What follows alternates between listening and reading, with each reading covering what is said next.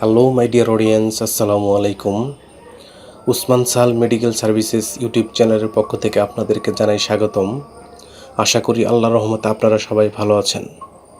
বন্ধুগণ, আজকের ভিডিওতে আমি আপনাদের সাথে পুরুষদের বিভিন্ন ধরনের যৌন সমস্যা সমাধান করে এমন একটি মেডিসিনের নাম, দাম, গ্রুপ বা জেনারিক নাম, প্রস্তুতকারক কোম্পানির নাম, খাওয়ার নিয়ম এবং এর সাইড এফেক্টস বা পার্শ্ব প্রতিক্রিয়া সম্পর্কে আলোচনা করব।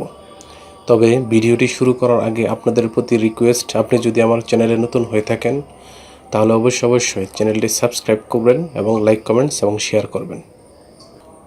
বন্ধুগণ, প্রাপ্তবয়স্ক কিংবা বিবাহিত পুরুষদের আমরা অনেক সময় বিভিন্ন ধরনের যৌন সমস্যা দেখতে পাই, যেমন লিঙ্গ সোজা হয় না, দ্রুত বীর্যপাত ঘটে, যৌন মিলনে তৃপ্তি না পাওয়া, সময় দীর্ঘ না হওয়া ইত্যাদি সমস্যা হয়ে থাকে।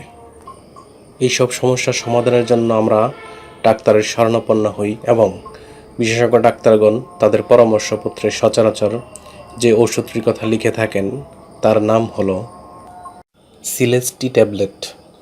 এটির গ্রুপ বা জেনারিক নাম হলো টাডালাফিল।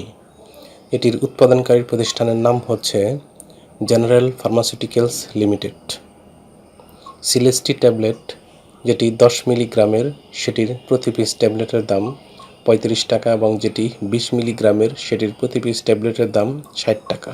এটি খাওয়ার নিয়ম হচ্ছে এটি খাওয়ার পূর্বে প্রথমত অবশ্যই বিশেষজ্ঞ ডাক্তারের পরামর্শ নিতে হবে, কেননা বিশেষজ্ঞ ডাক্তারের পরামর্শ ছাড়া এই ওষুধটি খেলে বিভিন্ন ধরনের মারাত্মক সমস্যা হতে পারে।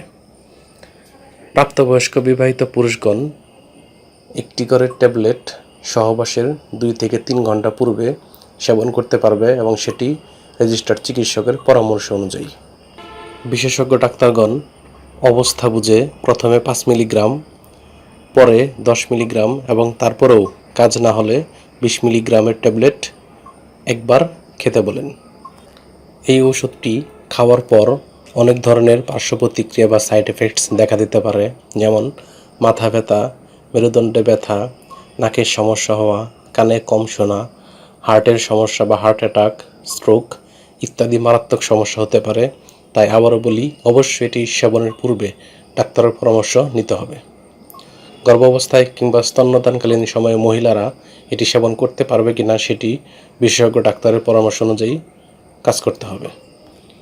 এই ওষুধটি আলো ও তাপ থেকে দূরে ঠান্ডা এবং শুষ্ক স্থানে রাখতে হবে এবং অবশ্যই শিশুদের হাতের নাগালের বাইরে রাখতে হবে এবং ওষুধটি ক্রয়ের পূর্বে অবশ্যই ওষুধের উৎপাদন তারিখ এবং মেয়াদ উত্তীর্ণ তারিখ দেখে নিতে হবে। ধন্যবাদ।